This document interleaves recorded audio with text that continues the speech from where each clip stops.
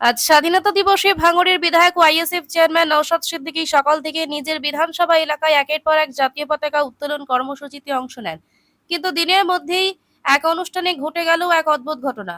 নওশাদের ব্যক্তিগত দেহরক্ষী সিআইএসএফ জওয়ান মনোজ কুমারকে দেখা গেল জাতীয় পতাকা উত্তোলন করতে। ভিডিও ছড়িয়ে পড়তেই শুরু হয়েছে তুমুল আলোচনা। জনপ্রতিনিধি উপস্থিত থাকলেও কেন পতাকা তুললেন সশস্ত্র বাহিনীর জওয়ান? এ বিতর্কের মাঝে নওশাদ সিদ্দিকী বলেন, আমার দেহরক্ষীকে ছাতা ধরতে হয় না, তাই আজ ওকে নিয়ে পতাকা তুলিয়েছি। এতে কোনো নিয়ম ভাঙা হয়নি। দেখুন সেই ভিডিও বিস্তারিত।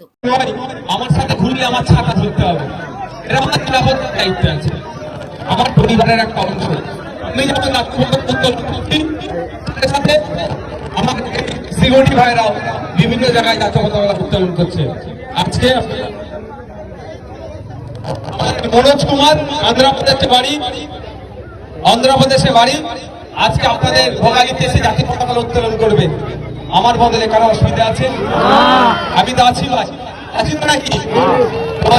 অন্ধ্রপ্রদেশের লোক ভোগালিতে এসে জাতীয় পতাকা উত্তোলন করবে, কোনো নটোরিয়াস ক্রিমিনাল নয়।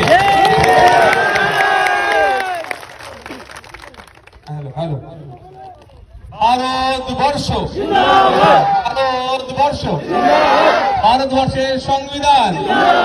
পিস নিউজ বাংলা, সত্যের পক্ষে, শান্তির পথে।